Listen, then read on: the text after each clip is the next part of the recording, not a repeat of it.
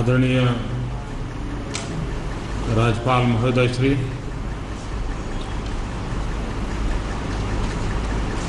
पंडित दीनदयाल उपाध्याय जी के जीवन से प्रेरणा लेकर के ग्रामोत्थान, अंत्योदय,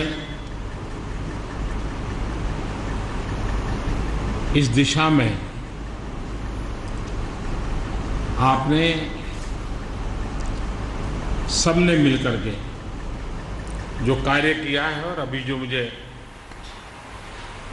उसकी एक झलक देखने का अवसर मिला, एक गौरव होता है कि जिस सादगी में पंडित जी ने जीवन बताया, उसी सादगी के साथ जिन विचारों को लेकर के जिए, उन्हीं विचारों को मूर्तिमंत करने के प्रयास के साथ और गरीब से गरीब के जीवन में परिवर्तन कैसे लाया जा सके, उस दिशा में आपने एक प्रकार से एक अच्छी प्रयोगशाला का निर्माण किया है। देश के किसी भी कोने में किसी को अगर ग्रामीण विकास कैसे करना चाहिए, पर्यावरण की रक्षा कैसे करनी चाहिए, प्राकृतिक संसाधनों का सर्वाधिक उपयोग कैसे करना चाहिए, मातृशक्ति को एम्पावर कैसे करना चाहिए, बच्चों की शिक्षा दीक्षा के काम कैसे होने चाहिए, किसी भी विषय में अगर उन्हें अपने यहाँ काम प्रारंभ करना है तो यहाँ के काम से उसको सीधी सीधी समझ भी मिल सकती है, प्रेरणा भी मिल सकती है। तो एक प्रकार से आपने पंडित दीनदयाल जी के विचारों को, ग्रामोत्थान और अंत्योदय के सपनों को साकार किए, एक मॉडल रूप, एक लेबोरेटरी के रूप इस कार्य को विकसित किया है। उत्तम प्रकार के कार्यकर्ता भी निर्माण होते होंगे कि जो इस विचार को अन्य गांवों में आगे बढ़ाने के लिए पूरा प्रयास करते होंगे। ये मेरा सौभाग्य है कि आज इस पवित्र जगह पर मुझे दर्शन करने के लिए आने का अवसर मिला, क्योंकि जब पार्टी कार्यक्रम तय कर रही थी, स्वाभाविक है जिस प्रकार जब ऐसे कार्यक्रम बनते हैं तो किसी राज्य के बड़े शहर में ही कार्यक्रम की रचना होती है। तो मैंने राष्ट्रीय अध्यक्ष जी को प्रार्थना की थी कि अगर क्यों न हम एक साल पूर्ण कर रहे हैं तो यहाँ तो डॉक्टर श्यामा प्रसाद मुखर्जी के यहाँ चले जाएं, या पंडित दीनदयाल जी के यहाँ चले जाएं, या अटल जी के पैतृक गांव चले जाएं, कि जिन लोगों ने जीवन भर इस राजनीतिक विचार को लेकर के पूरे देश में एक जन आंदोलन खड़ा किया, पीढ़ियां खप गई,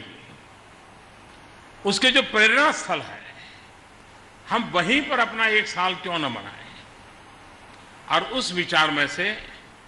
आज दीनदयाल धाम में ये कार्यक्रम हो रहा है। कईयों को आश्चर्य होगा कि एक छोटे से पंचायत में जाकर के कोई अपना पूरे साल भर की सफलता का इतना बड़ा अवसर क्यों मनाता है। मैं समझता हूं कि साल भर की सफलता का जितना संतोष, उसकी अपनी जितनी ताकत है, उससे ज्यादा ताकत दीनदयाल जी के जीवन से प्रेरणा में है। और इसलिए यहां से जो प्रेरणा मिलेगी वो आने वाले वर्षों में और अधिक काम करने का उत्साह बढ़ाएगी।